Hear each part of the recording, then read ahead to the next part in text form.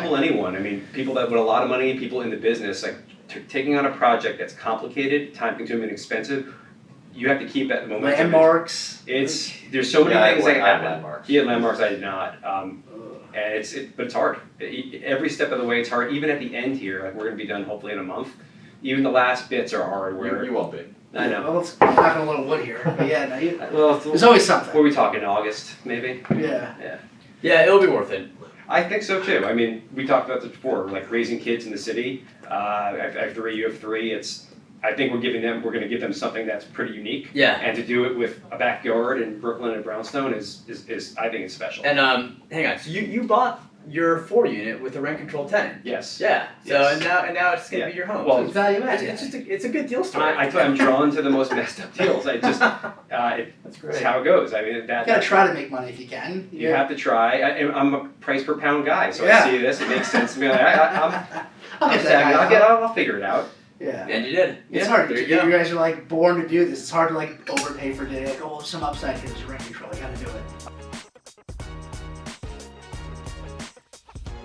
We're here at the Real Estate Roundtable with IPRG, and today we have a couple more guests. We have Jay Greenberg from ZG Property Group. Welcome. Thanks for having Good me. to see you. And Sam Kooris from Alchemy Ventures. Thanks. Yeah, really excited to be here. This is going to be fun. And I'm here also with Luke Sproviero. This is Derek Bestreich. So nice to have you guys in. It's good to catch up. It's been a little while. You both have been so active in the market over the past few years. I mean, Sam, you were so active during COVID. I have in my notes here, you bought 20 deals I think it was COVID. 24 individual buildings. Yeah. Some of them were packages. Yeah. 24 buildings. Yeah. I remember speaking to Sam. I was literally sitting in the gym of my in-laws' house, and I guess you were in Westchester for most of it. I was in New Canaan, and you were looking at deals, which was good. A lot of people were not looking at deals, so it was good to see people we're doing very business. fortunate. We got really busy, kind of peak COVID. You know, we could drive and look at a building in the West Village, park right in front before the building, drive back to, wherever a safe place was at that time. But we got really active in downtown Manhattan and Brownstone, Brooklyn early on in COVID, and that has paid dividends. I'd rather be lucky than smart, but it's really worked out. It was lucky for everyone who could play offense during COVID instead of defense. And a lot of people were sitting there trying to figure out what to do. And I know Sam and I did a deal together right at the beginning of it. And anyone that was playing offense and ready to make moves when everyone was kind of in a shell, most of those worked out. Yeah, no, we found one terrific family office that, believed in New York and felt like the best areas would pop back quickly, and that's exactly what happened. Someone said, someone called me. This guy, he probably sees every deal, and he said that you got the best COVID deal in Manhattan when he was referring to LaGuardia Place. I don't know if that's true, but he said that's the best one he saw. We'll see how the exit works out, yeah. but based on the rents we're getting, we're on the right path. Yeah, that's good. Good for you guys. So this was peak COVID. So you were just going into the city. There's nothing going on. Like everyone was very fearful. There's a lot of fear in the market. We were touring buildings in June, July, August of 2020. If a tenant would let us in, we were willing to go. And we found some really great opportunities. The vacancy really increased for a lot of these downtown properties. So sellers that were making money every month were losing money every month. And a lot of these families were living off the cash flow. And they didn't have the money to kind of support the debt service. So they had to get out quickly. And we really took advantage of that opportunity. And a lot of these properties are mixed use too, right? Yeah, so we own on Carmine, LaGuardia, Bleecker, West 4th. Those are all mixed use assets. And what was the thinking at that point during COVID when everyone was so afraid of what was going to happen with New York City? Everyone was leaving the city. Everyone was super fearful about retail and just what that was going to look like. So our thesis was the best areas would bounce back the first. Okay. So we weren't going to invest in relatively tertiary markets. We felt when New York City came back, whenever that was, they'd want to live in the prime neighborhoods. And so we really focused in the West Village, Greenwich Village, Park Slope, Cobble Hill, Carroll Gardens. Yeah. That's really where we bought all those assets. And then we bought a building with Jay on the Upper West. It was another great success. You guys exited that, right? I saw a trade. About 18 months start to finish. That's beautiful. That was your exact contract right plan. early COVID. Yeah. That was a 10 family, totally gutted.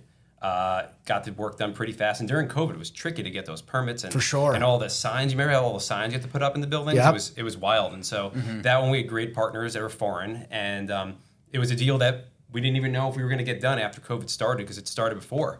And went through with it, found partners that were willing to go forward with us. And when we were done with it, we thought maybe we would just refi and hold it. The city was getting better. The rents at that time, September 2021, were on fire. And so we put it on the market just to test it and got an offer that we couldn't believe. And it was a win. It was good to have a win during COVID, for sure. It was funny. We were delayed a little on our construction. That was keeping us up at night, very nervous. And ultimately, that delay saved us because the rents came back so much stronger. Wow. Than having that 3-month delay. And if we had to lease up when we were supposed to finish the project, it actually probably would have been less successful. So, wildly enough, that delay actually helped us. So these are mostly free market units, or this 10 unit was This was a vacant building. Vacant, okay. Well, we didn't buy it vacant. There were some tenants that were there that were looking to either leave or move nearby. And so we had to be delicate with that. And but the building had a sub-rehab done years ago. Yeah, it was nice. SRO converted to Class wow. A. So it kind of depends on whose definition, but technically that should be considered sub-rehab. Yeah. Good. That was done in the late 70s, early 80s. got it. So it was a value add, free market Yeah. type of property. Exactly. Yeah. Nice. Exactly. Was that a lot of what you were going after? Is like value add? There was a lot of value add in this Yeah, portfolio. so basically everything we did over the past 3 years, it was basically January 2020 to December 22 was value add multifamily and mixed use. We were looking for at least 70% free market. We did 2 sub-rehabs along the way. Then a lot of our Brownstone Brooklyn stuff was a statutory free market, 5 units and under. But we had no belief in rent stabilized product at that time, and maybe it's a little better now, but at that time the increases were 0. And those tenants weren't paying, they were getting ERAP, you couldn't evict them, it was just not the business plan and the business we wanted to be in. So we were really only focused on free market and doing very strict diligence. There's a few deals that we probably dropped because we were too strict. Looking back, maybe we should have loosened up a little bit, but we had a really high threshold for due diligence. Just that's really what. You're not alone there, though. I mean, Yeah. We had a couple we looked at together, and it's very hard to look at a deal, and if you love the location, love the building, the business plan works, but you don't have certain paperwork, and your lawyer's telling you, look, this is a roll of a dice. How do you raise money from people knowing that? And so we also dropped deals that I wish we bought and chanced it, but sometimes you got to draw the line somewhere. Yeah, Got it. Yeah. So, and also, if we're making these turnkey assets that are 100% free market, that next buyer is going to really diligence it. So it's not just our risk tolerance, it's really the next buyer's risk tolerance. So that's kind of the way we're thinking of, are you going to have liquidity on the back end if there was missing paperwork historically? Yeah, and I've seen it. We've seen it a lot too going forward, like with other buyers, not just you guys, but Jay, you've obviously always done really nice renovations, and Sam, obviously you've done good stuff as well. But I've noticed that your stuff that you've done the last 3 years is like really, really nice. Yeah. And I can and a number of investors that we're dealing with, they're doing the same, where they were buying, stabilized deals, they're getting tenants out, they're doing good renovations, but now they've taken it to another level. You've definitely, I saw your stuff on Carmine, it's ridiculous. Bleecker, I saw like your deals have always been really nice. Like the renovation, I feel like that's the stuff that sells and that's the stuff that rents, and I feel like that's something that everyone's doing.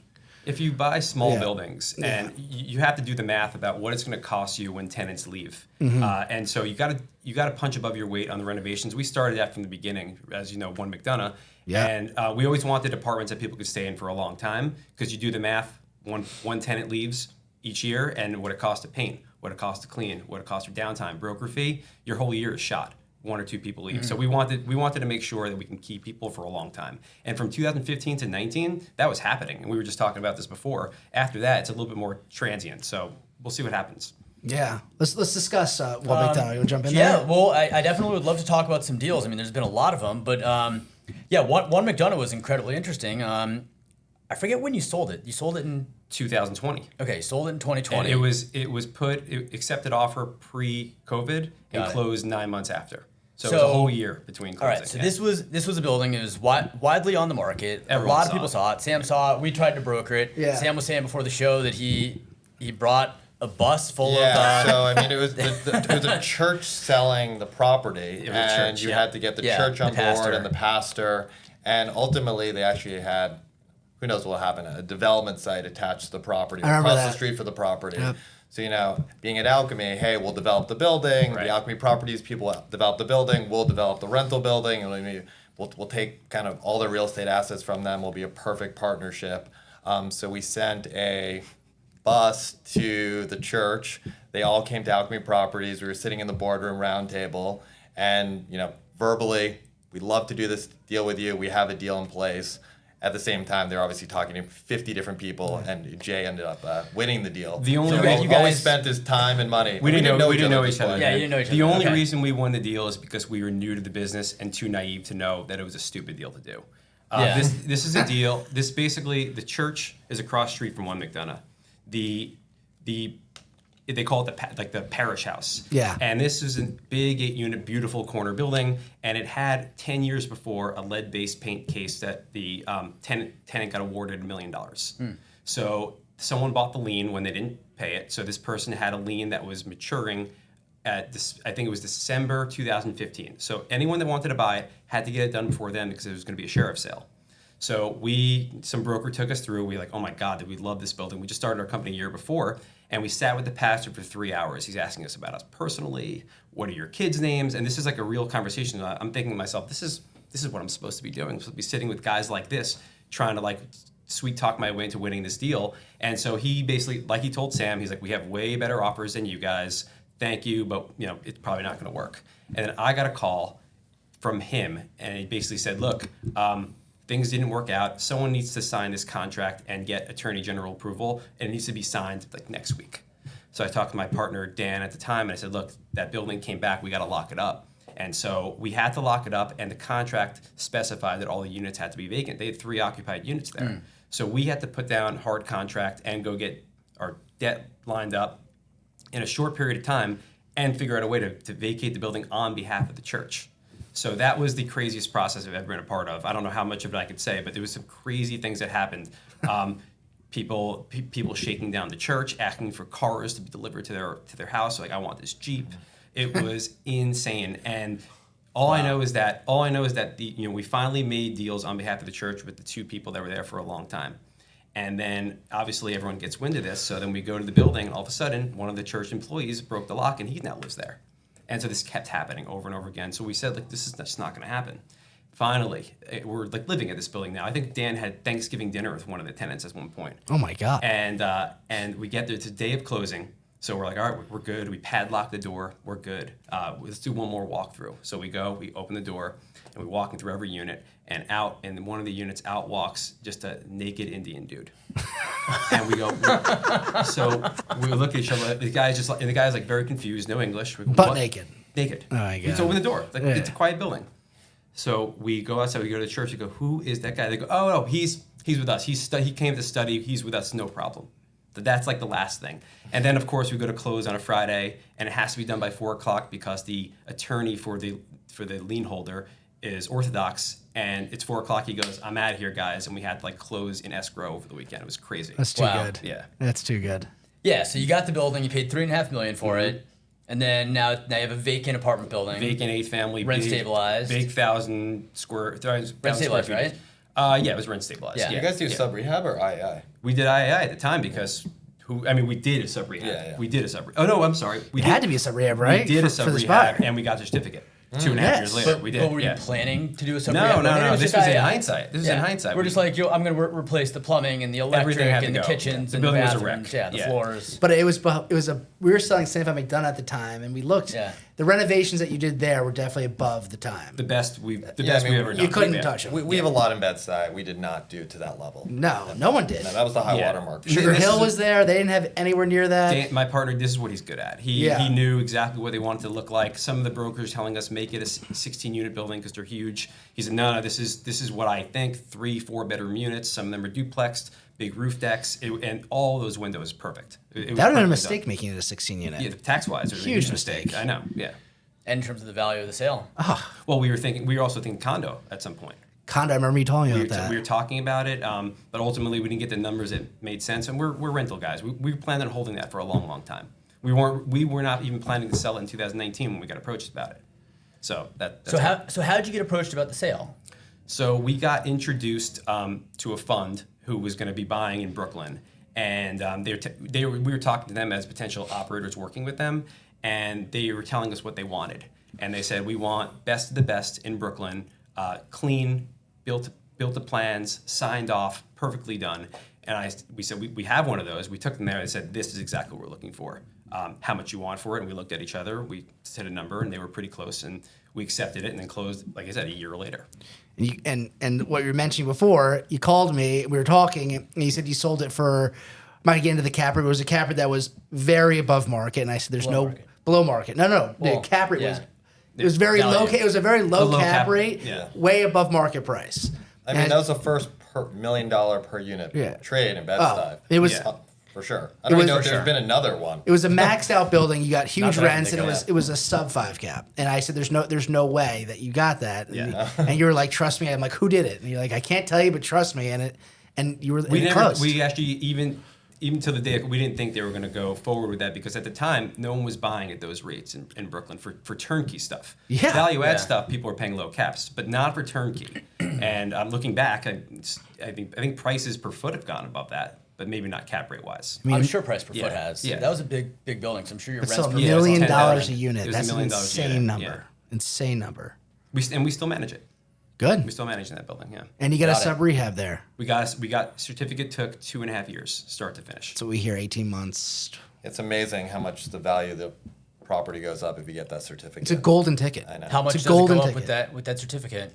Again, I think it's more on the exit, right? If we're comfortable with IAIs, we'll spend all the money on L&T diligence. But if you get that, I mean, literally the due diligence folder for you guys is here's Yeah. one sheet of paper. It's For sure. unbelievable. I Yep. mean, you can sell it to anyone with any risk tolerance threshold. It doesn't matter. Yeah. I just think it's so valuable. And also the laws are changing constantly, right? It's like it's a 4-year look back. Now it's a 6-year look back. Now Yeah. people are Doesn't- asking for yeah. leases from 1985. I Yep. mean, with that, you're just done. And from a brokerage standpoint, yeah. they're rare. I've seen them a few times. No, we're seeing it more and more. more and more, but now they're coming out. Now People they're have coming up. them. Now people are like, oh, by the way, I've got this certificate. But they're still rare. I mean, just to see one. They're relatively rare. But But yeah, they I mean, I don't know the premium. I just think there's so few of them that they're in higher demand. I think there are going to be more of them, but it's rare because of what you have to do to get it. You remember, Yeah. a letter has to go to the tenants that are there sure. right now. And the tenants, if they wanted to, could just say, oh, I don't believe that all this stuff was done. And then all of a sudden you're getting challenged. So it's very hard to get that through. But a lot of tenants who are happy where they live, they don't want to disrupt it. There are obviously tenants who play the game, but when you're living in a space that's perfect, like why are you going to screw with that? That's the thing. Most people are afraid to try to get it. There's a lot of product that's out there that has a quote unquote could get a sub rehab, but to actually go and get it, Many lawyers are saying don't go for it. Just have your paperwork perfect. I don't know about that.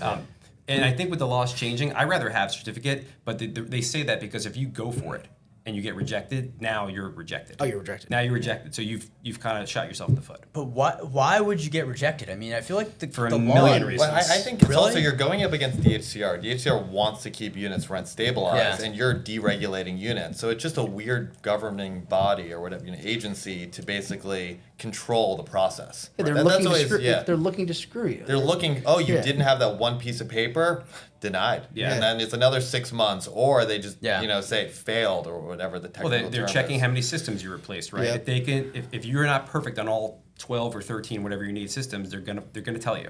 Well, it's good. I mean, But there's if you do it right, like if you you- follow the bulletin and you do it right, I don't see why people would be so afraid to file I for it. generally agree with you. It's just so nuanced, Yeah. and people are. It's scary. Well, it's evolving. Some yeah. of the things you need to do, though, that people don't realize is that you really want. A lot of times you pull a permit, and the architect says, "How much is it going to cost?" You say, "Oh, it's going to cost $200,000. It might cost more." Everyone does it. Yeah. But now you have a sub rehab. They say, "Let me match your PW3 to your invoices." Yes. Cancel check. They don't Yes. match. They go ahead. You have to go file with the city. You So know- we made a yeah. match. We did that's that a new, to- but what you're talking about now is a new thing. I mean, no one did that, but now there was one case where DHR said, "Whoa, we rely on well, DOB, yeah. and now you guys are different." To be clear, in Yeah. that case, the guy filed. He said he was going to renovate for $60,000. That's what he submitted to DOB, and then to DHCR, he submitted paperwork saying I spent $400,000. But everyone does renovating." that. And DHCR is like, well, you told DOB 60, and you're telling us 400. Yeah, that's just too wide. Yeah, it's too But- wide. But yeah. another thing, it used to be if it's 80% vacant, that's considered substandard condition. Now Correct. you need to define substandard conditions. So you used to be able to just vacate a building, could be renovated 5 years ago, renovate it, do a sub rehab. So it's much easier. Now you have to make sure the building's in bad condition, and you really have to be very upfront, getting Yeah. architects and engineers to Yeah. give you affidavits and reports that the condition. But you knew once someone started taking there, advantage of yeah. that, they were going to say, "Okay, well, we need to define substandard condition right now." But they One- haven't defined. They haven't, but they want to make. They want to make. any honest real estate investor knows what substandard Yeah, condition for is. sure. Like, Or you can everyone find someone everyone can get cute, but we all know what that is. Exactly. Yeah. Yeah. Yeah, for sure. I mean, I think if you have the right product and you believe it's in substandard and you're following the bulletin and it's fully vacant, you're doing everything, I don't think there's a lot of risk in sub-rehab, but I agree, but it's an There's all some or, risk, yeah. it's an all or nothing thing. It's not like, oh, well, you failed a little bit. Right. It's like, no, you either you win or I mean, you do lose. you guys know Yeah. people that have been denied? Yes. Yes. But also Yes. remember, Yes. a lot of times that's the But example. I'll tell you this, Sam. Like the people that have gotten denied, you look at it, you're like, oh, well, this is why you got I've denied. seen Yeah. applications. I've Like, seen They applications. shouldn't have been applying in Yeah. the first the place. risk Yeah. is though that you're finishing this job and you're putting people in at fair market rents day one, right? Correct. Your certificate's not coming for 18 months to 2 years. The risk is right there. It starts on day two. For sure. So that's the problem I with think it. if you're challenged, you provide the application. You provide it and you go through the process, but if you're not perfect, that's the risk. For sure. People that were denied, in my opinion, it made sense every time. And I agree. And honestly, I sided with DHR in the denial where I just thought the application or what was submitted just didn't seem right. Like Yeah. it seemed like it wasn't a great file. And part of that is like, in a 6-unit building, if you have one occupied unit and then you renovate 5 units and you basically go and say, we renovated 75% of the building-wide systems, Yeah. but the sub-rehab says you have to do 100% of 75% of the exactly. system. So if someone's living there, how'd you do 100% of the kitchens? How'd you do 100% of the floors? Yeah. Personally, I don't think we would do a sub-rehab unless the building was vacant. I think it's just Agreed. walking to 100%. final line. I know it's technical, it's 18, Yeah. but like once you get too technical, that's where I get scared. I would not do that Yeah. either. How are you ripping out a staircase in an occupied building? I still don't. Maybe they're first floor, but First floor. I don't. I mean, I agree with you. And also, there's or- only, I or think that's there's not one of the 15 systems building you do. systems. One of them's elevator, and all 95% of our portfolio Garbage is walk chute. up. So now we're talking about 14 buildings. No, I think many. it's 17 Or or maybe it's 17. and I then could be one wrong, is but- incinerator, one is elevator. Yeah, that so, like, that those knocks don't it down to apply. Yeah, 15. exactly. Then Maybe you have to do that's what it 12 is. of the Yeah. 15. People do 13 to be safe. Yep. You can not do the stairs. People don't do the fire escapes in many cases. People don't do the roof in many cases. They do everything else. But you guys both you've both done them. And how do you feel about the process? It's hard. If you're doing a gut renovation, you're basically doing it. So just go above Yeah. and beyond, be organized, get the affidavits, get the canceled checks, just do it. And Yeah. then if you want to apply, that's fine. When we usually get the predeterminations, which are simple and take a few months. And then from there, it depends on your partner and your investor and your time frame of like ultimately what you want to do. But I think if you get it, the exit pool just opens up. Yeah, I don't know a immensely. better way to make money. I And really don't. I really think, the one McDonough example, some of the stuff that we're going to want to exit eventually, it's going to be that turnkey buyer. I think that's just a key Yeah. element to it. Yeah, so I think this is a good place to start talking about just like renovated product in the market and like the level of demand that exists for it. Like, I don't know what we're talking about. It's hard to renovate these buildings, to get the units vacant, to do the permits, to get the sign-offs, to go through the whole construction process, to deal with the contractors and the costs and the supply chain that we dealt with over Yep. the past few months. Like we were talking about the show. You're and maybe we can either say this or not, but you're renovating a house right now, Yeah. and that just got pushed back, a few months, which you didn't expect. So there's all these. Jay had a broken window that took him months to get. Broke a window. and we're Windows in the to the business. left. We're supposed to be able to do this better than others. So we Hey, can't. you guys are both pros. All right, so you guys are pros, and you're renovating product, and I feel like there's just a ton of demand from renters and buyers to have clean, renovated, turnkey product right now, more than I've ever seen. Because a few Totally. years ago, that wasn't necessarily the case. So, You think maybe it's because it got more complicated? A lot of Costs, players everything. 5 to 7 years ago aren't active right now. Yeah. There's always a new group of people that Well, kind of it was also too. clear, like a lot of the, like we'll say like Silver Shore, right? Like they were out there, right? Dolphin Equities, like everyone knew that they bought a lot, but their renovations were gone. Yeah. They even knew that. And I think everyone did like these kind of, there's other investors that we know really well that did these, 50, 60 grand a unit renovations. They were good, but they weren't great. And their product never sold for top dollar. Then there was a couple of investors that had these crazy sales and everyone was like looking at them and they realized their renovations were top notch. And then I think it changed, whereas everyone's doing everyone's just beating each other on these renovations. I think the standard for New York City renters has gone up. I mean, yeah. I remember when I was in the early 20s, I would live anywhere. It didn't matter. Yeah. Yeah. Now everyone the standard is a renovated unit. So I Yeah. think that's the mini start splits. of it. the mini splits, yeah. I mean, mini splits. I had window ACs until like 3 years ago. Yeah. I mean, that's. Yeah. I think people want to live in something that's great now, and they're willing to pay for it. And for us, the construction cost, like how much did it cost to renovate a 1-bedroom 8 years ago? 40 grand, 30 grand. Yeah. Now it's at least double now, maybe more. I feel like you can't do anything under 100 grand. Anything. It just starts there, and then you work the backwards. soft cost in New York to get a permit and asbestos legally is 10 grand. Just to get a permit. That's So your really payback what it period is is way longer, and so you got to put a longer term horizon on these deals. And we always try to put 10 years on these deals, but sometimes a lot of investors don't like that. So, but yeah, renovate. It's so hard to get renovated product, which is why we're looking at a lot of turnkey stuff now too.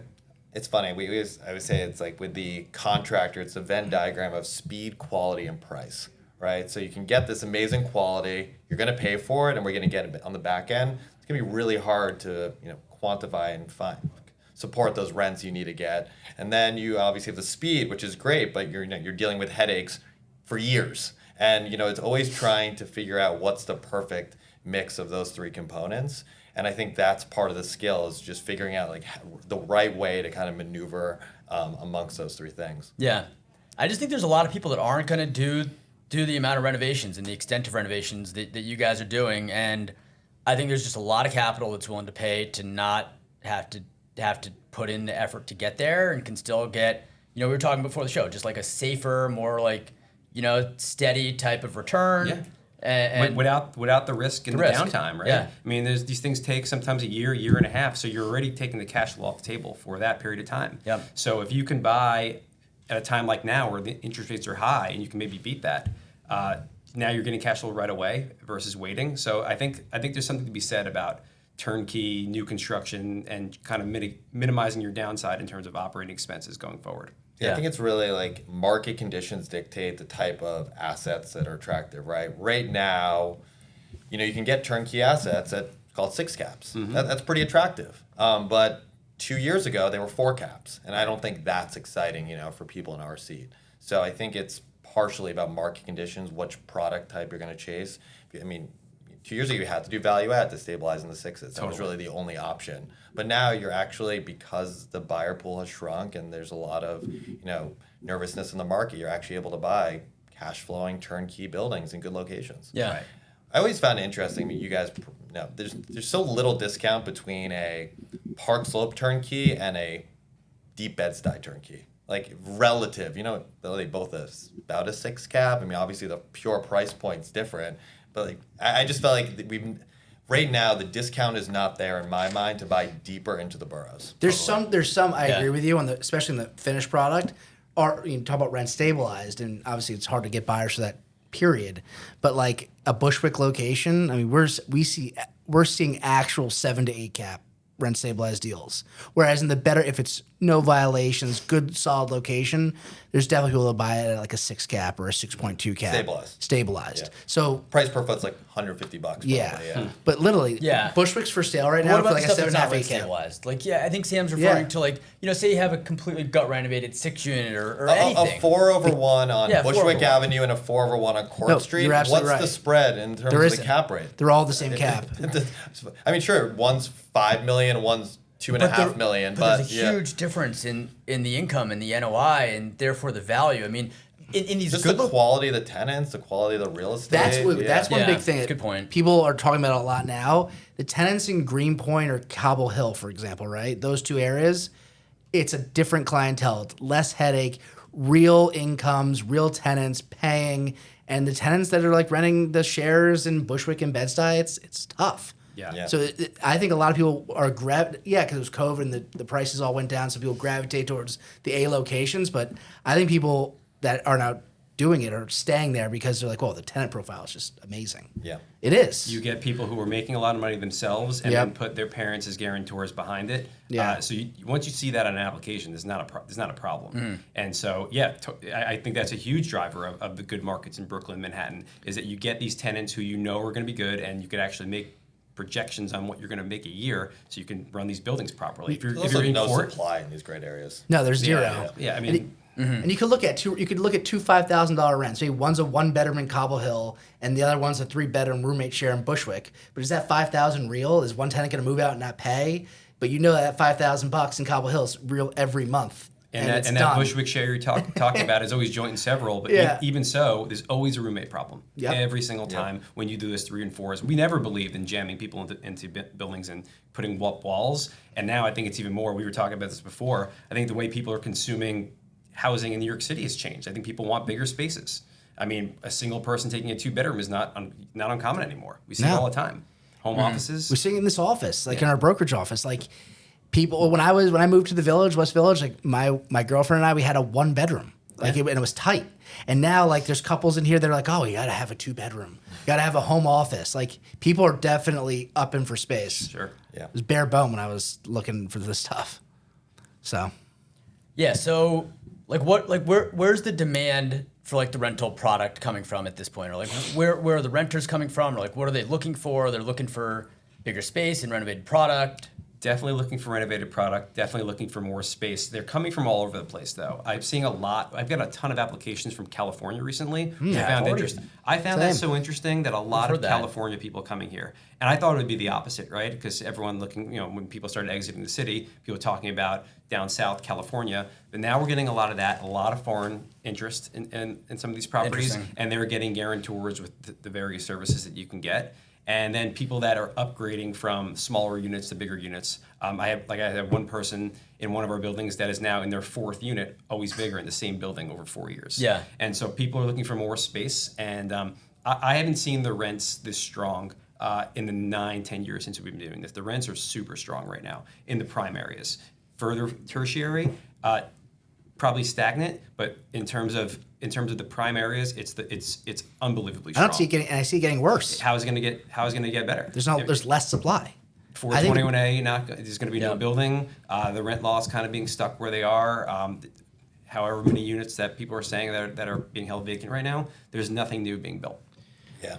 I mean, we are doing a lot of leasing right now in downtown Manhattan in the Village, and it's unbelievable how much demand it is and how strong the quality of the tenant is. Multiple 6-figure earners moving into these units, guarantors earning multiple 7-figures sometimes. We're getting 5 to 10% growth from last year on just it's crazy. It's and I think as we're alluding to, if you deliver quality product, the demand is there. I'm not sure if the demand at that high end is there for that, average renovation product, but high quality product in high quality locations, it doesn't seem to be slowing down. Are these families, single people, roommates? Our brownstone Brooklyn is families, Okay. Typically moving from the city, and our stuff in downtown Manhattan is a young professional crowd, probably upgrading. I mean, we definitely have some out-of-towners moving in, but these are people that might have been living elsewhere. They're like, I want to be in New York long term, and I want a nice place to live. Right. And they're willing to pay for it. I mean, some of the price per foot we get is, I would never underwrite it. I barely want to even say it out loud. It's just so high, but it's a 3-bedroom apartment renting for $8,500, but the apartment's just not that big. So on a per foot, it's astronomical, but we're really focused on the trunk price. That's always the way we've really underwritten our product, and it's been much safer. We were saying this the other day. We feel like everything's like $100 a foot now for rent. Everything. Yeah. And on new construction, high-rise buildings, that's fine. But these old buildings, these pre-wars with the cutouts and the shaftways and just the efficiencies, you can kind of pack in bedrooms that still give you bedrooms, bathrooms, living space that are comfortable, and they're just not that big. We're buying a new construction building right now. We're in contract for it, and it's being leased up. And they projected $95 a foot. This is Williamsburg, and they're hitting it and then some without concessions right now. And these are studios 1s and 2s, and it's leasing. The market rate units are leasing up super fast. Same rent per foot across the board for studios 1s and 2s, or 1s are lagging a little bit. Okay. The studios and the 2s are very strong. Wow. Yeah, studios because they're small, 2s because they're 2s. Interesting. Yeah. That is interesting. And you've been buying a lot of these new construction, bigger 421A. 421A, G51, or just flat out FM because it was converted. The fund we're buying with, that's kind of what they're looking for. They want to be sure of the regulated status of the building. They're a big believer in the rents of the city. They'll put a 10-year hold on, no problem. And so we're in alignment on that kind of stuff. It's not what I found myself doing over the last 8 years.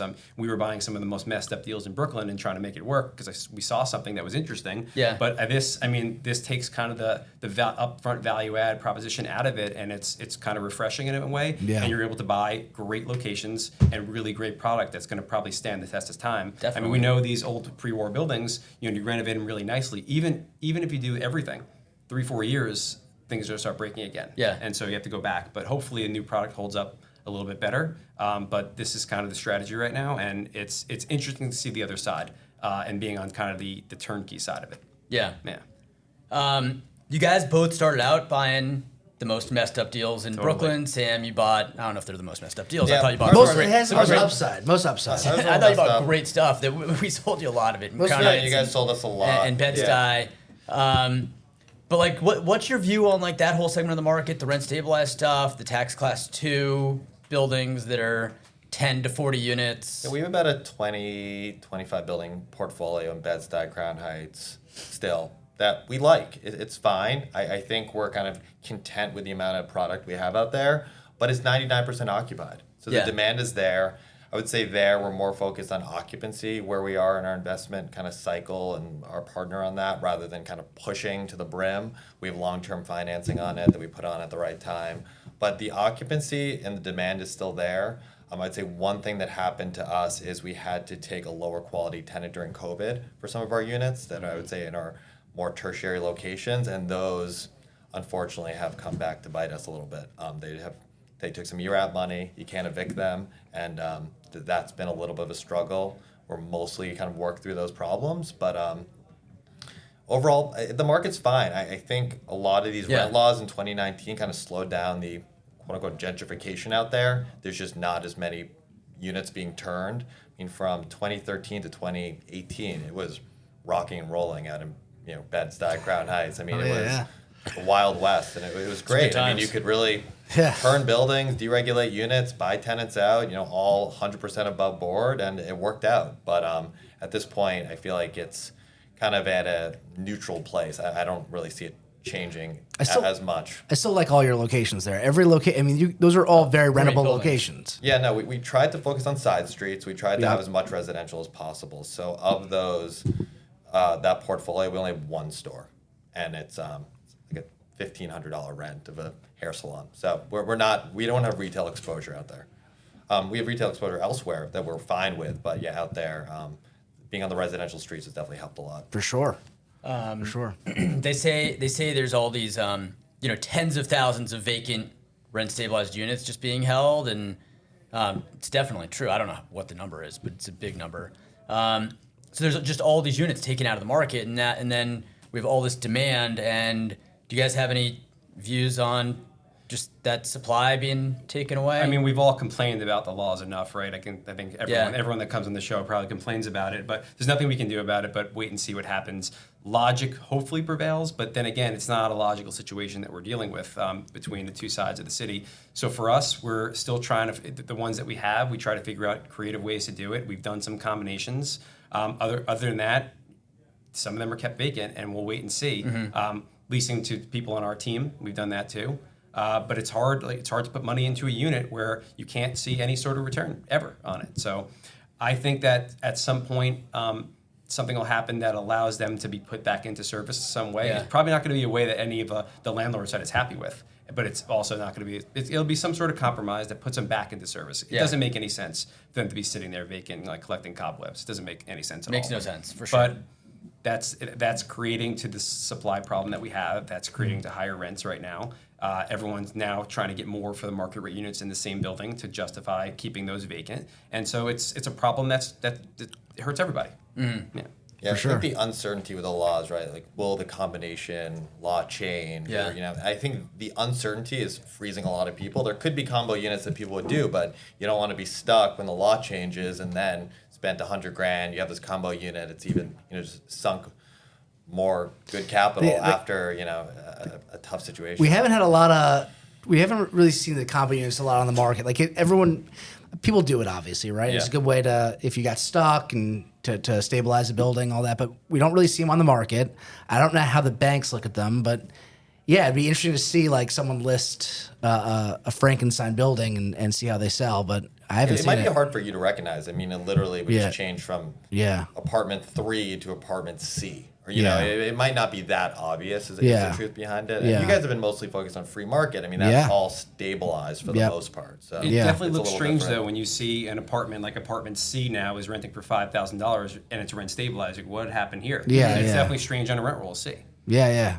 But it's all legal, right? I mean, there shouldn't be. Yeah, why There's would a buyer? very specific laws about it. Why would a A buyer? lot of people were doing this pre-2019, Sure. doing combos, and they would charge free market rents. It just wasn't as common. Yeah. But this has been going on for 20, 30 years. There's Yeah. some very shrewd old timers I've spoken to that's like, yeah, this has always been my business, and it's just, kind of now more common when they stop the ability to deregulate apartments. It's not even necessarily that you're doing it to get around the rent stabilized laws. Some of these apartments are just never made sense the way they were anyway. So for us, we did one on a floor, created a full floor unit that had windows on 3 sides. That works out. It's a family unit in Carroll Gardens. That works out. But I know that what happens is when these loopholes are open, people will use them any way possible, and they create these Frankenstein units like you mentioned, and then it makes a bad name, and then the laws change. Yeah. Yeah, you're right. Let's get into raising money a little bit. All right, Is it sure. both of Go you have for been it. around for a long time, right? Like I've been talking to both of you for many, many years, every cycle, COVID, pre-rent laws, after rent laws. So obviously you're both very, very good at raising money. Not to get into like the details of who and how, but it's interesting to see. So I'd like to know is this a hard thing to do? I feel like today it is. You go first. Yeah. The work's never done, right? You're Yeah. always trying to, find the next opportunity, find the right investor, tighten up your NOI. The seat we sit in, it's just never done. My partner really focuses on the operations. I really focus on the acquisitions, financing, and investors. So, it's the aligning the investor for the deal at the right time. I think the key is constantly having different conversations with different people to kind of see what their appetite and taste is for different types of deals. Fortunately, we've had good luck at it. Being at Alchemy, it's a 35-year track record of successfully investing in New York City has definitely opened up a lot of doors for us. And then just kind of constantly being out there, speaking to people, being honest, delivering good product, and kind of doing what you say you'll do. We partnered with private equity. We partnered with family offices. We've done friends and family deals. It kind of just depends on the size of the deal, the market conditions, and I'd say those are probably the two main factors. But yeah, we have historically found programmatic partners. That's really kind of, I think, the best way for us to execute on our plans. We find a partner that believes in that strategy, and we deploy a certain amount of capital over a certain amount of time, and then we kind of know what's in that. We know what works for them. So we have a very high success rate when we have these programmatic partnerships. All that Bed-Stuy, Bushwick stuff. You kind of knew if you were going to send me something, like it worked. Yeah, and like it for was sure. like it really quick, and that's how we really get into a rhythm, and that's how we are able to find opportunities. That's how we're able to aggregate in specific submarkets, build relationships with GCs and leasing brokers. All the parties involved. So typically, we're really always trying to find our next programmatic relationship, and then that's what we're doing right now. Wow. So we've had a lot of successful ones, great partners. We appreciate all of them, and we've continued to work with them. But you have to always be assuming that they might shut off the faucet. Once you get complacent, that's because it takes a long time to really dig them up and For sure. really kind of get them on board. Mine's been completely different. We started this without any sort of kind of JV partner relationship. So we were just passing the hat. First deal was a $600,000 raise that we went to 15 people. It was just people in the business. Hey, look, I just started this company. What do you think about this deal in Bushwick? And that group kind of just introduced to the next rings of investors. And I always liked this strategy, even though like the reporting and the transparency and meeting with all these people is very, very difficult. But we have over 200 individual people who invest with us in the 9 years, right? A lot of them are repeats, about half. And so I like it because I think that it's important, especially with how the laws change in the city, to put longer term holds on these deals. If you could hold this for 10 plus years, you likely will ride out whatever the storm is. So if you can structure a deal with partners like that, you can do that. Now, Sam and I have talked about this a lot. When you're going to kind of private equity, the terms are pretty standard. There's a preferred return, there's a hurdle, and the alignment is we want to sell it fast. They want and they want to hold it longer. So it creates kind of this problem for the sponsor. Sam has solved it a little bit. We talked with crystallization, and we solved it with lower preferred returns. But having that small group of investors allows you to be a little bit more creative in these deals. Now, like buying with the fund now, it's obviously a lot easier. Trust me, it's certainly easier for someone else to stroke 95% of the check, and you're good and you buy a large building. But there's a give and take, right? You get way better terms with your private investors than you do with a fund. That's what we hear, yeah. But at the end game is, this is a small business. Like I feel like everyone knows everyone at this point. Your reputation's all you have. If you're saying one thing to an investor and doing the other, someone's going to find out, and then you're not going to get those private investors anymore. The fund's not going to invest with you anymore. So you have to be super protective about your own persona and what people think of you. And so we've always tried to be open and honest and telling people what's good, what's bad. When there's a loss, we're going to want to tell them that there's going to be a loss. When it's a gain, let's celebrate that too. Yeah. But it's all about just like being open and honest, and people will make those introductions for you that you never know. I mean, athletes and private equity companies, you're shocked about who your investors are. So that's how it's gone for us. Wow. Yeah. So go ahead. No, Sorry. we always try and also, just saying with Jay, structure with flexible hold periods. Yeah. To say we're going to do a 5-year hold, to do a 5-year hold and sell at the bottom of the market is just naive and not doesn't align anyone. So I think making sure you're aligning yourselves with people that can. Everything's for sale tomorrow at the right price, but we might have to hold it 10 years, and that might be the best way to maximize the investment. So we just have to, and we try and be very upfront about that with everyone that we partner with. Mm-hmm. You got to say the whole period is when the market dictates we're going to sell. We'll sell. Exactly. That's usually what I tell people. How long? 5 years is what the pro forma said. But when? It's when the market tells us to sell. And exiting is not easy. I mean, we've seen some groups, like people that we really respect, like they exit at the right time. You think they're geniuses. Is it more timing? But some of them, out there that they exit at the right time almost like every time. And there's people that haven't exited. And obviously, from a broker standpoint, we want to sell buildings and make commissions. But there's definitely times for us where like this is an opportunity, right? Like you see, like we're discussing like a few funds, right? I mean, there's definitely an opportunity there. Like they're paying, and it's a good time to exit. And there's the sellers that exit for a story, right? Like this guy's from Italy and they buy once a year, and it's this family office that no one knows, and they're paying some stupid cap rate. Like I'll exit to them. There's people like that. They'll only exit on a story. Like who's the buyer? The unicorns. Yeah, who's the buyer? We've all been doing this, approximately the same amount of time. Yeah. And I always like to think, like looking back, lessons learned over our 15-year careers of like when either interest rates are dropping quickly or when foreign capital is showing up. Yeah. Because it's thinking back of there was that inflection point of wow, it was obvious that was the exit. A lot of the older generation than us saw these rent laws happening and just left New York completely.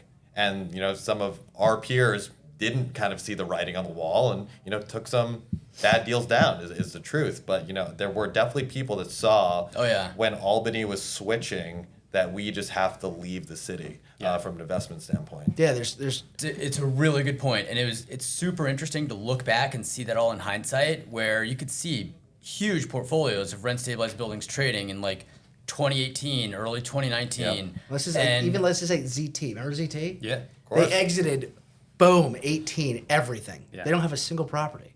Nope. They it was almost like they had like the playbook. Very weird. It makes you look like a genius in hindsight, right? Yeah. And we're all here to put ourselves and our investors in a position to get lucky. Yeah. Right. Sometimes it works, sometimes it doesn't. But the market is the one factor we can't control. Can't control it. Yeah.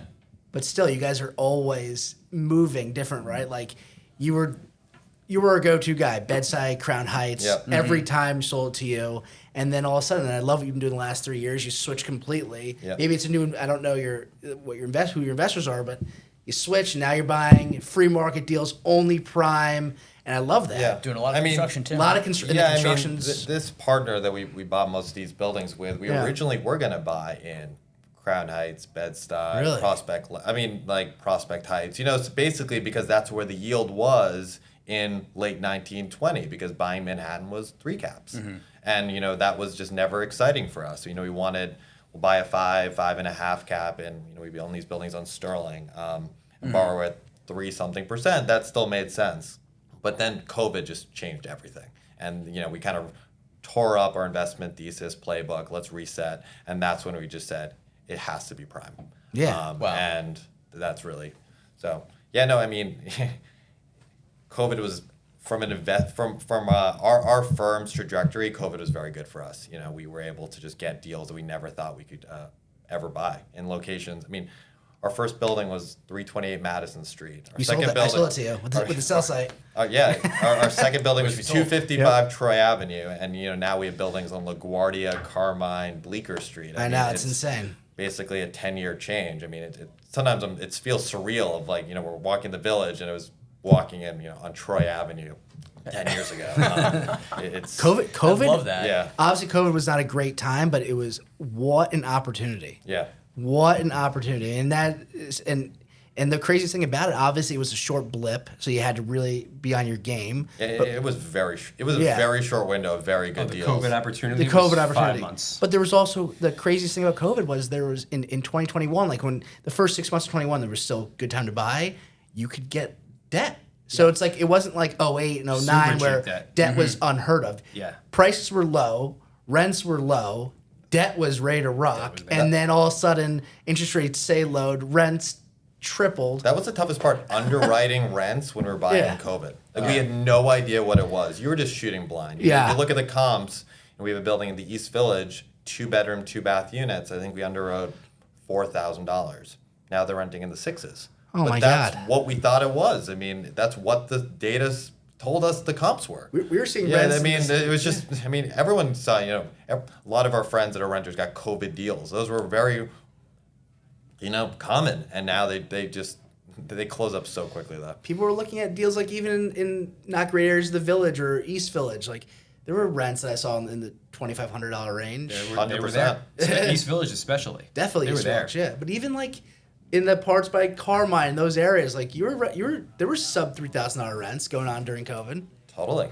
You're just trying to fill seats. People Yeah. are like, you know, if you're willing to sign a lease, I will take you. That was Yeah. kind of the mantra back then. It's crazy. Yeah. I mean that is nuts. I'm surprised how quickly it changed, though. I didn't too. think we'd Yeah. be back this fast, this soon. It almost seems like 10 years ago now when you think about it. But yeah, it's the rental market's here. It's back. I think that's what's keeping, at least me personally excited about investing in New York is that the demand is there for high quality product. Yeah. You know, and that's makes everything else that's so difficult worth it. You know, you put a unit on the market, it just rents. You know, we have the stuff out of state. It could sit for a while. You have to lower the rent. It's a very different animal. New York just kind of has infinite demand for well-priced quality units. I mean, there's so many other difficulties of doing business here, and it's so expensive to do business here. So definitely have the moments of like, what's the point? But then when you get these unbelievable rents, and you're like, wow, you don't get that in kind of out-of-state markets that are just, you know, with no regulation. Yeah, all of a sudden when you have a 16-unit building with a sub-rehab in prime Manhattan where the rents are just through the roof, that's an asset that is just irreplaceable. Someone's going to pay a lot of money for It's that. attractive to everyone in the world now. It's Yeah. not just a small segment of the market. Anyone will buy that. For sure. But you know what's crazy about New York too is the management. People we don't talk about it. I don't know, with investors, but people, I don't know if they manage their own deals, they have management companies. Jay, you just got into the management business.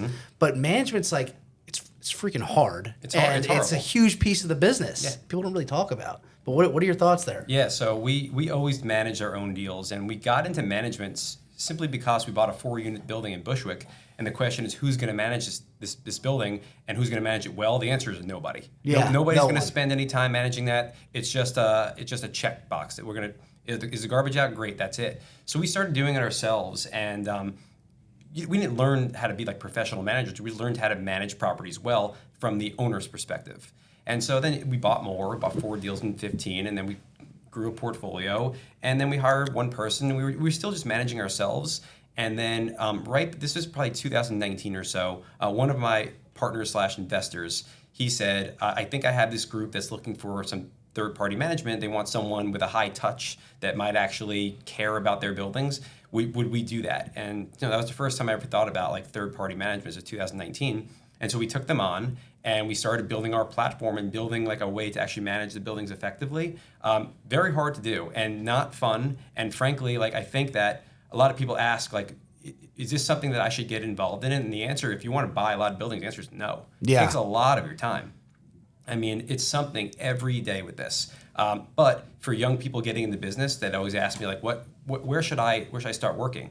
The answer is, for me, it's either being a broker to build your network or a manager to learn buildings. And so we're getting a lot of, as we've grown this management company, getting a lot of talented people here who are smart, that want to learn from the ground up. But now we're managing over 1,000 units. Have a real team, have bookkeepers, accountants, trying to hire like a CFO type.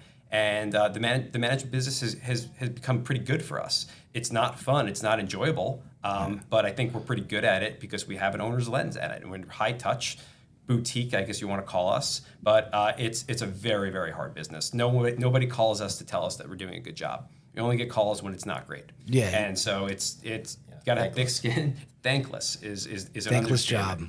But it's mostly Brooklyn. We have a couple Manhattan properties, but it's mostly Brooklyn, and it's a bit of a niche at this point. And for me, I always thought that it's great to have a management company alongside our acquisition business because I can now have the data, and that's what I'm trying to focus on.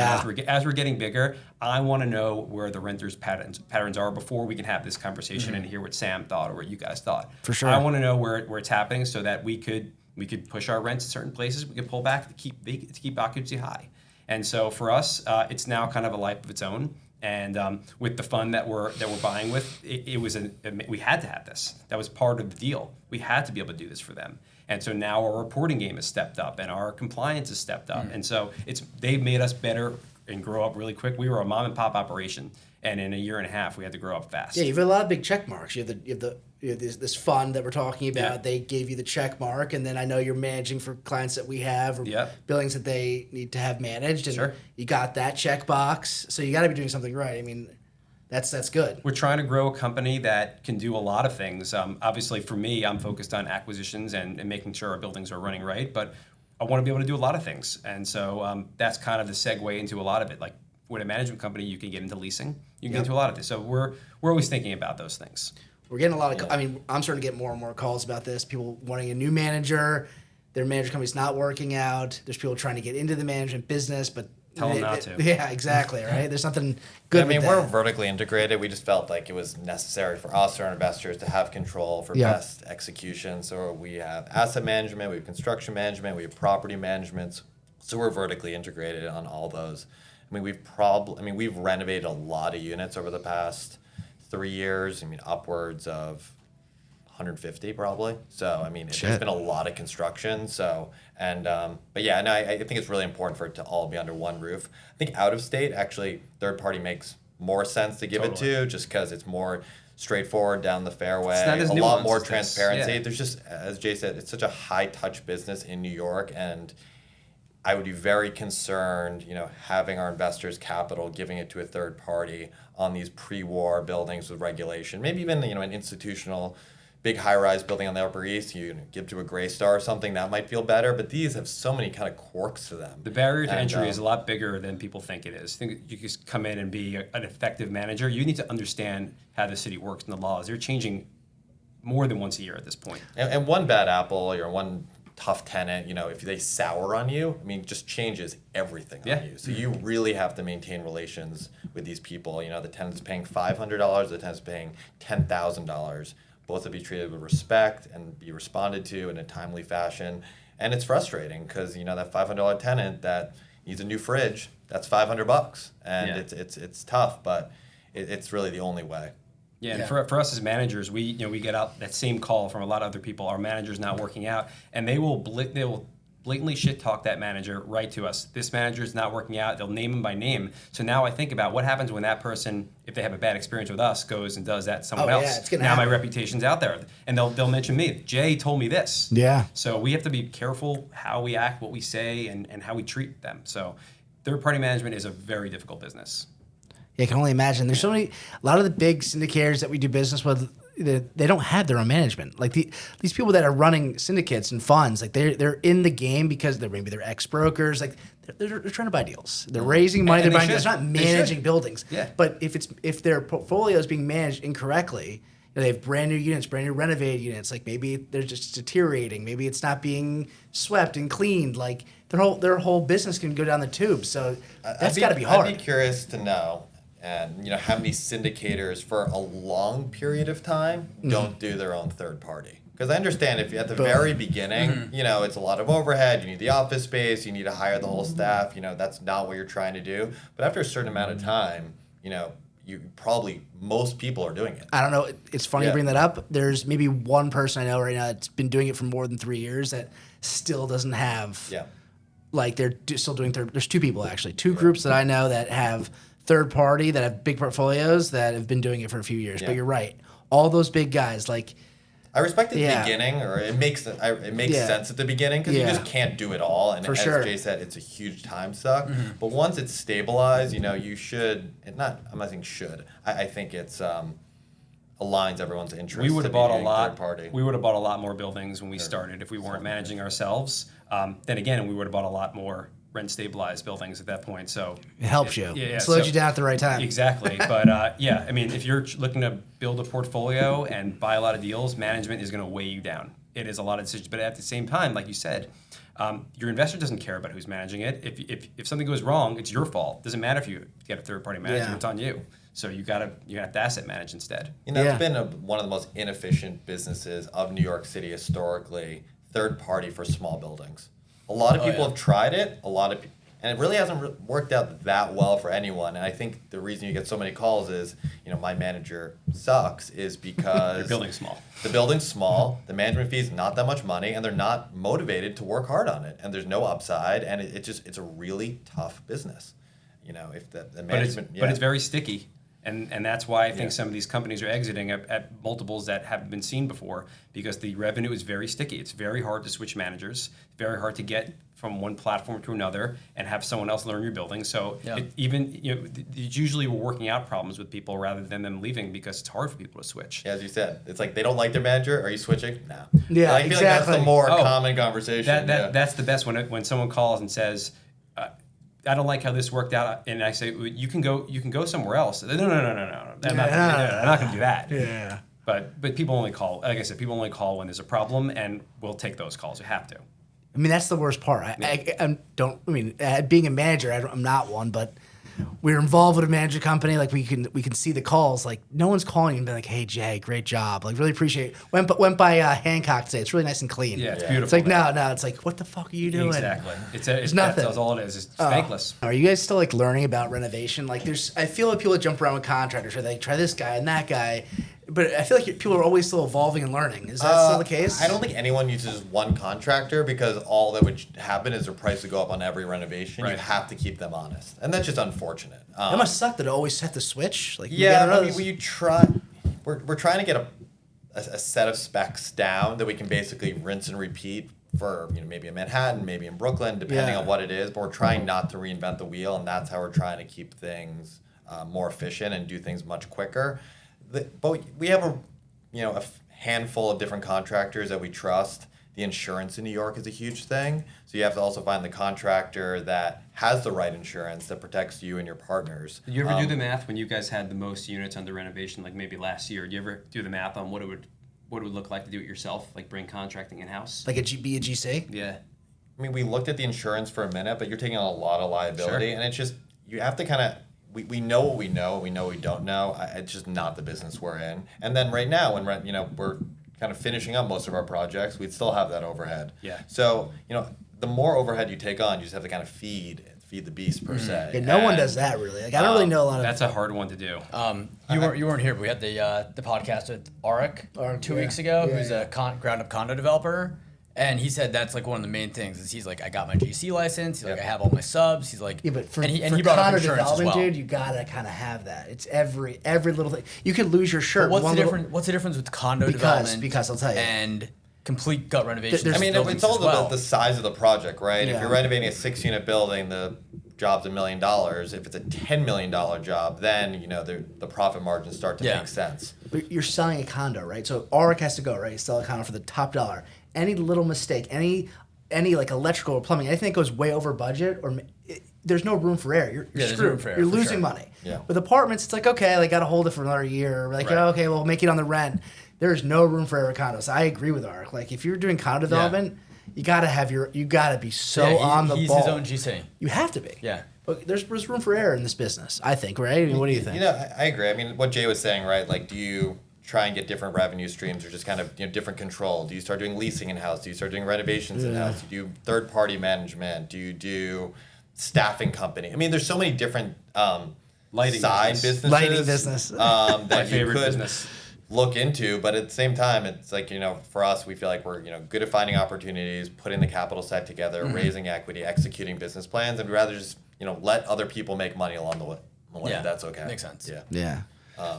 But it's good to see. I think it's great that these renovations are looking the way they do today. I mean, people are branding their businesses off this now. Like everyone knows, like, oh, that's a so-and-so renovation. And the product that's being put out now is so much different than the product that was being put out in 15, 16, 100%. 17. I agree. Most of our peers right now that are active are doing really high quality work. So you have to keep up with them, which is frustrating. We should all just say, like, let's chill out a little bit. Oh, yeah, Right? they're doing way better than we did 8 years ago. No one's leaving It's not- radiators. about, It's not even close. But like all the structural stuff that's going on, like people are like getting buildings vacant and like completely like doing the structural engineer and putting steel into the properties and Yeah, that's definitely changed. Yeah. Oh, yeah. 10 years It's ago, I didn't really know what a structural engineer was. Now Yeah, they're for on sure. speed dial. Really? I mean, it's really you're using changed them on everything. essentially every project. People are too educated I now. think, Yeah. Got it. yeah, I mean, you're Once you almost start- naive thinking there's not a structural problem in these 100-year-old buildings. I mean, there there's is every always time. something. Well, a lot of And times, especially like frame and stuff. but a lot of Yeah. times back in 2015, you're renovating a unit and you have a $40,000 contract with your GC. He takes the walls down, he sees the beams, he's like, well, it's 40,000. I'm just gonna. I mean, you were I'm just doing gonna more than I would say. Just put more on top. Yeah, now it's Yeah. all right. Like Yeah, sister this. you want your Yeah. floors you want your floors level. We're gonna take out all these beams. Yeah. And not only that, the code has changed. So I think that now, like you said, structural is almost part of Problem every is, job. once it's opened up and everyone sees eyes on it, then it's a problem. If it's covered, it's a different liability kind of risk tolerance. But if you see a cracked beam, you're gonna fix it. You have Full to. stop. I just think it's interesting where there's all these buildings out there that were renovated, but they didn't do the real like structural work and the work to the bones. So it's- Lipstick. Yeah, it's Lipstick on a pig, Lipstick yeah. on a pig. That's Yeah. what Luke and I talk about. So Yeah. all these buildings that are just lipstick on a pig, and it's really unfortunate in a way because they made it look so nice, like when you walk in, but the bones and the structure, it's not what it could be, and I feel like those buildings kind of have real issues compared to ones where they can it's really demonstrate funny you mention the that. structural work that There's was two. done. Yeah. There's two ways to buy real estate. You could do the lipstick on a pig and sell quickly, or you can buy to hold. Right. So I think over the last 10 years, more people were doing lipstick on a pig Everyone and sell. was. Everyone, right? Yeah. So for us, we tried to think about it as the long-term hold. So we were doing a little bit more, costing a little bit more. But yeah, I mean, someone's going to pay for that lipstick on a pig at some point. It might not be the person who did it. Someone down the line is going to pay for it when something happens. Maybe it's not Yeah. a catastrophe, but you find your floors are like this. Why? Yeah. Because no one fixed the beams. No one leveled And the New beams. York is so small. All it takes is one fund or one buyer to be like, well, no, I have to have a structural engineer look at this, and I have to do this. That's it. I think the lipstick on a pig model is, I don't think there's a buyer for it right now. I really don't. I think everyone's too smart. Everyone knows. They're all looking at this stuff. They're looking at the You're educating windows. them right now. Yeah, we're educating. I mean, sorry, but yeah, we are. Yeah. A 10-year-old renovation Yeah. and a 30-year-old renovation, it's the same thing. We're gutting it. Yeah. Right? So it's almost like it's like you're not getting any value for that like lipstick on a pig because the next guy knows he's gonna have to rip it up and do it right. You Yeah. already spent the Genuinely soft agree with costs, you. right? You're already in for a number just for renovating the unit. You may as well do it right. Especially with Because you today's don't- numbers. You don't know how long you're going to hold that building. You could say it's 3 years, but it could wind up being 10 very, very easily. And it's funny because there's no more $30,000-$40,000 rent outs. There's not. It's 100 and up. So you might as well do everything. So if you're going to spend 100, go for it. yeah, that's the way I think. Yeah, no, I think people don't understand how expensive it is to do things right in New York City. Correct. And the contract will tell you one price. You got to build in the contingency. You use that. You peel back the walls. There's a structural issue. Yep. And then it just blows up. So I think it's really hard to vet these projects from a full CapEx renovation budget perspective when we get a walkthrough of 20% of the units. Yeah. And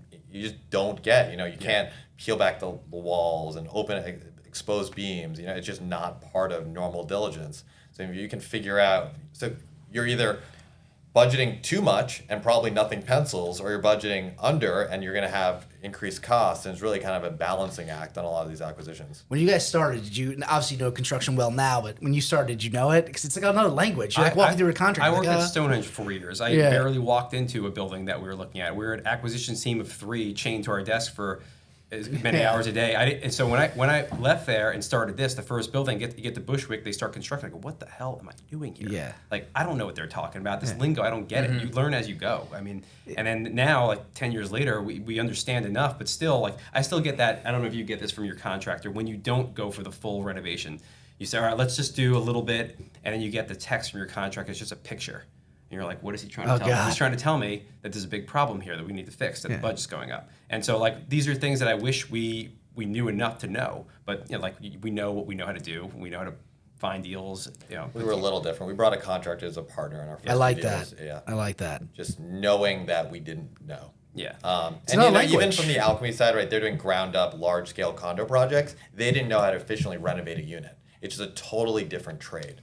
So they were like, you know, they have the right contacts, they know the construction documents and, you know, the right building departments, but it's just such a different animal. You know, they're spending $300, $500 a foot on renovations, and we're trying to spend, you know, 50 or whatever it is. I mean, if you don't know what you're doing, you're walking through a building with a contractor. You might as well be speaking Chinese. It's another language, and it's like stealing candy from a baby. They could literally be like, "Oh man, like these joists, they're fucked." They can And say, you're like, "There we "Oh, go." replace them." But I don't know. Look, you have to learn fast, or you're going to take advantage. You really You learn have to. fast. Yeah. That's the one thing. A lot of people I speak to, that's what they say.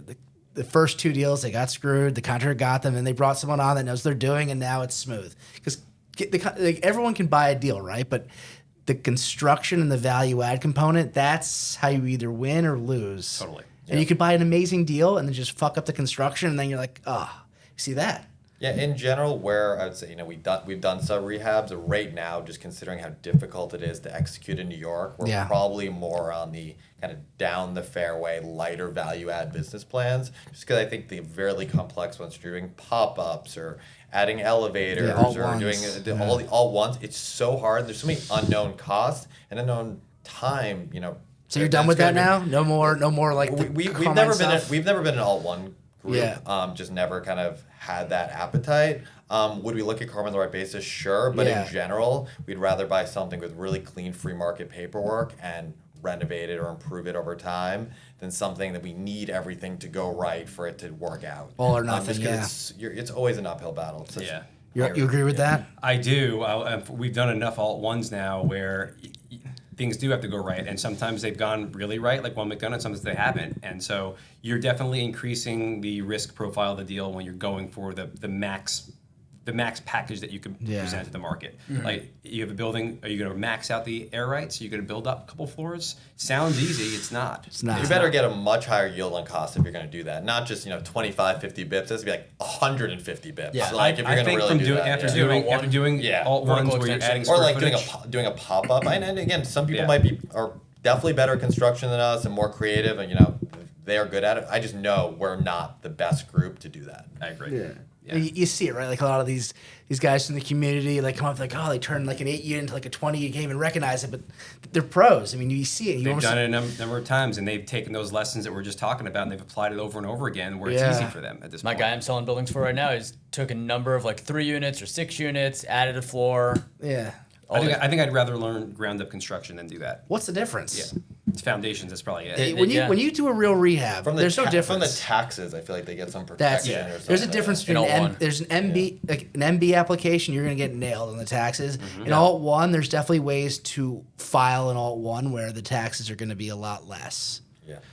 I would probably rather a new build is scary because the tax exposure can be. I think that's why people love the sub-rehabs, because you can get a tax-protected building, go crazy, and your taxes are still going to be on an proportionally alt application. Yeah. Yeah, and Alt 1s too. We've seen a ton of Alt 1s. The taxes don't even change, and I've seen buildings where people turn to 4 into 10, and the taxes are like $9,000. Yeah. It's just insane. Yeah. It is crazy. What do you guys think? One last thing. What do you guys think about like the very small end of the market, like taking a 4 unit, making it like a 2 unit? Like, I feel like there's so much demand for these smaller buildings, like selling the residential stuff. Is that We're both doing it now Yeah, personally. you both are. And I feel like there's a play there, though, to like as an investor. I don't know. Do you think there's a play for an investor after what we're The spending? 4 on families? this? Like a flip? I think in the Yeah. right neighborhoods, there's extreme demand for turnkey renovated brownstone product because it's so hard. And even if you have the means to do it, you just don't want to deal with the headache and the time frame. So, I mean, you've seen the vacant 4 families in Carroll Gardens, Cobble Hill, Park Slope trade for, X, and then the turnkey is significantly more than we knew what the renovation cost, but that buyer on the back end is willing to pay that premium. You can get financing based on the purchase price on the back end. Yeah. Yep. Obviously interest rates aren't great now, but 2-3 years ago they were. And I agree with you, Derek. I think there is demand, but you're taking a risk if there's going to be a back end buyer there. We probably want to underwrite it to some type of yield, just to make sure you could hold us around. It's a big cash Interesting. outlay. Like Sam's doing it in Cobble Hill, I'm doing Carroll Gardens, and occasionally you see these trades, and you're like, "What the hell is that? What happened here?" There's one on your block that I looked at. I go, "What is someone paying for that?" And he's like, "Well, it's the best product there is." So These things are selling for $9 million. it's $11 million Yeah, in some on cases. Pacific See, Street. that's the Can fun you thing. believe those Yeah, numbers? but that's the fun thing. That's the arbitrage. Like the homeowners, the end users, like you obviously don't want to have to build to sell to them, but they don't know the business. So like They don't care. They're They making don't their money care. elsewhere. They're happy to have a developer you make can make business. like how many flips do you see And in Park Slope? after doing this, I kind of want to Yeah, just walk into a nicely renovated house too, instead of doing this. But it's a lot of work, and these old brownstones, they're like 140 years old. Yeah. And so you start opening walls, and it never ends. The amount of decisions you have to make, and do we do this? Do we do that? It never ends. So you can really go crazy. But if someone comes up with a formula on how to do them quicker and a little bit less costly, I definitely think there's end users and even maybe investors that would buy this kind of stuff, because they're how many We're brownstones? seeing it, kind of. Very block by block community district. You want the good public schools. You Yeah. want this. It's very kind of nuanced. You really kind of got to live and breathe the neighborhood to know the right spot to do it. Like quote unquote the wrong side of the tracks, it doesn't work. You really have to be very specific. I just think it's so interesting. These 4 families are just so not configured the way the market would like them to be configured. And Yeah, if it's a you go user in- living on the first floor and having like 3 rental units. Yeah, it's or crazy. and if you could just make it like a nice 2-unit or a 1-unit, there's just so much demand for it, and it's going for so much money. I feel like it's a real opportunity to do what you guys are doing for your. Well, they're not building any more of these. These are beautiful houses Well that were said. built. They were built by people that really cared a long, long time ago, and they were like of the top quality. And so for the people that put in the time to renovate them, I know people pay for the details if they're there. They will trade for off the chart prices. Like you can't comp that out. Yeah. Sometimes. I mean, if it's the right block, the right width, Yeah. like you kind of you can't say what it's worth because it could be worth anything.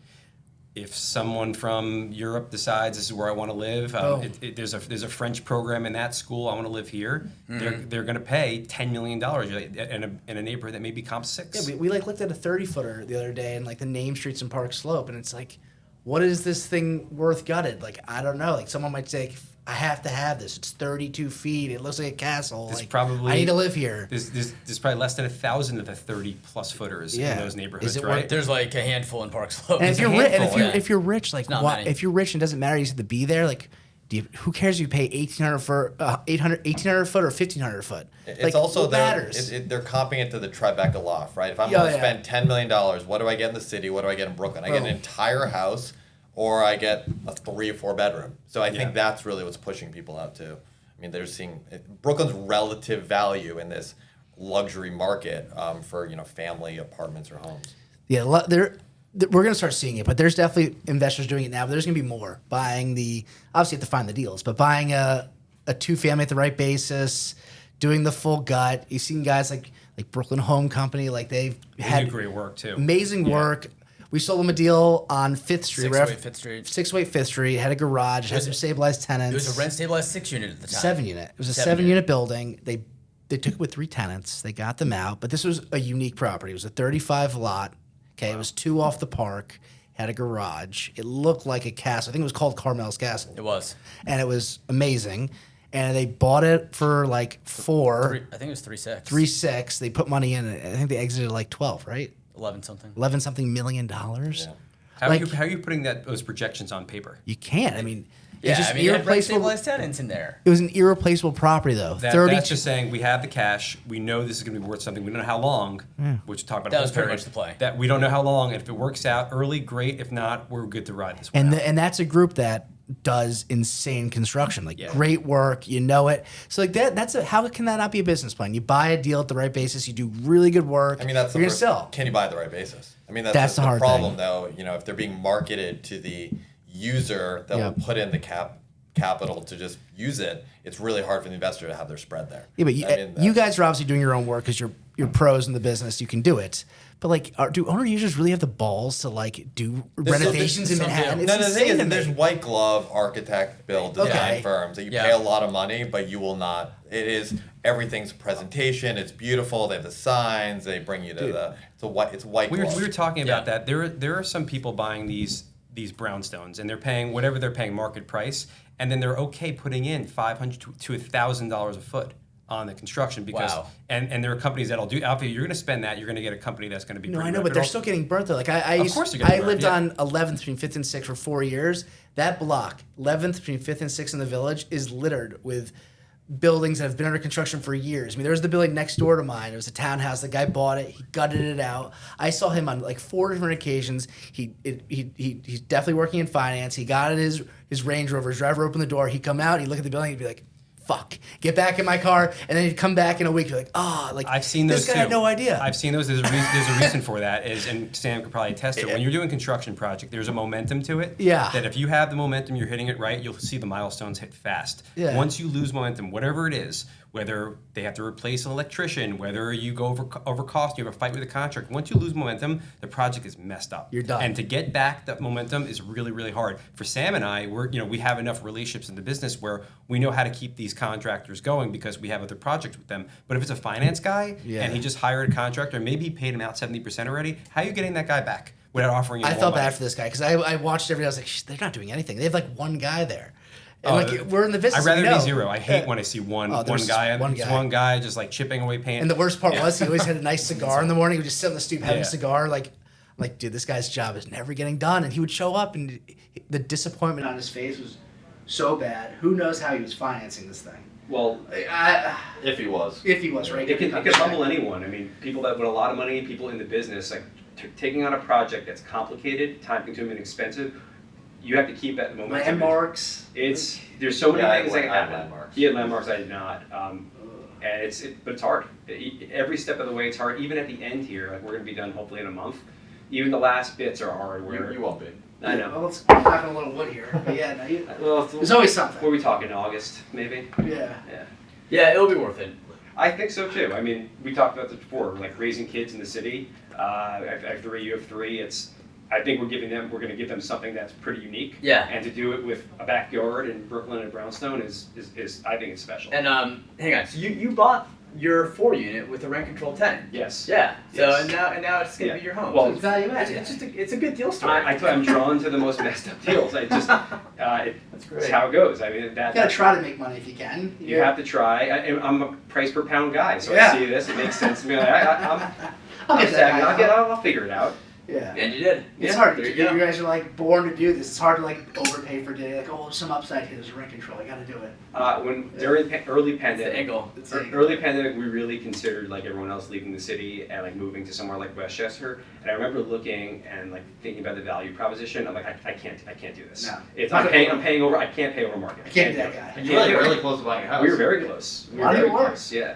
Glad I didn't. It would have been great also, but I'm Yeah. glad I didn't. But I couldn't get comfortable with like how most people buy homes. Like, yeah, whatever the market is, we'll see it for 20 years. I couldn't get past I that. already started. My wife's like, oh, we're gonna move to Connecticut and I'm gonna send direct mailer. I'm not gonna pay from a broker. Yeah, exactly. I'm gonna mail all these people. Yeah. I'm gonna Yeah. knock on their doors. I gotta get a deal. She's scrappy. Yeah, I know, right? Yeah. But we'll see. Yeah. We'll see. All right, I think that's Okay, that was great. Yeah, no, this is really Sam, fun. Jay, thank Yeah. you. Thanks for Good. having us, guys. Yeah. Appreciate it. Really good catching up, guys.